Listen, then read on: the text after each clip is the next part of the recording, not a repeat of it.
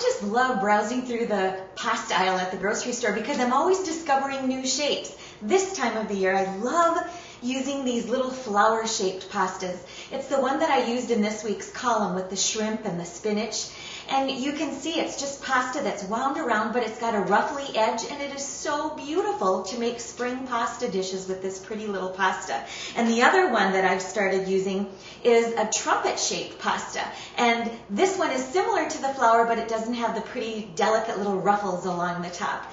So just take a little bit of time, browse around, and it really adds a lot of interest and really perks up a pasta dish when you try some shapes that you don't use all the time. Now, when you're cooking pasta, there's a couple things to keep in mind. One is you need lots of water. Even for the 8 ounces that's called for in this week's column, I use this big pot, and I fill it almost to the top with water. You just want to make sure you have enough space when you add the pasta that the water doesn't overflow. Use lots of water.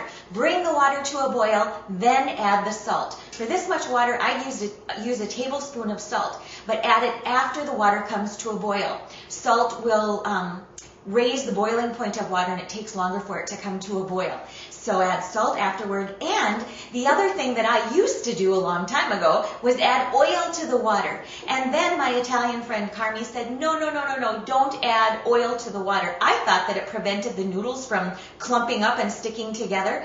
But the reason I was having that problem was I wasn't using enough water. If you add oil to the water, it coats the pasta, and it makes the sauce kind of just slide right off the pasta. So avoid putting oil in your pasta. And then cook the pasta to just al dente. And what that means is to the tooth. It's an Italian word.